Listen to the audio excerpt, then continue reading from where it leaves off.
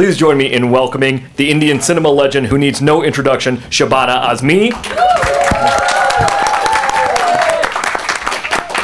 Writer-director Kavi Raz. The music sensation who plays the Black Prince himself, Satinder Sartaaj. Navtesh Sarna, Indian ambassador to the United States, and the author of 2008's The Exile, a novel based upon the life of Maharajah Duleep Singh, one of over 24 sources for this incredible film. And Sammy Chand, music producer and owner and founder of Ruckus Avenue Music Group, who produced the companion album of music for the film titled The Black Prince, music inspired by the motion picture.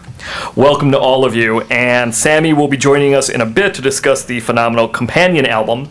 But first, before we dive in and talk about this searing and soulful film, Navtesh, please give us some historical and perspective on Maharajah Duleep Singh and his significance.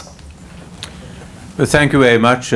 Pleasure for me to be here with Shabana Azmi and Satinder Sartaaj and Kaviraj and the makers of The Black Prince. I'm happy that my book, The Exile, may have contributed to the making of this film, and that makes a lot of work worthwhile.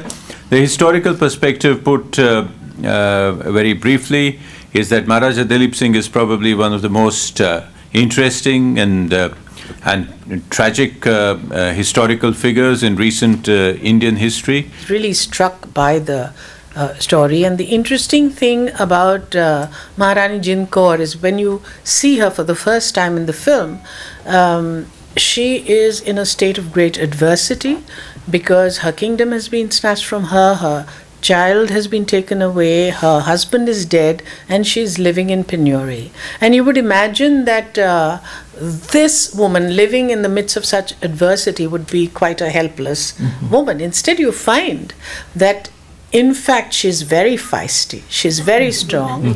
The spirit has not gone out of her at all. I started reading from them, and I connected with this story right away. I was born in India, and like Maharajah Duleep Singh, I grew up in England. And I moved to England at a very early age. I was 7 years old when we moved to England. And there was I found some sort of an emotional connection with this.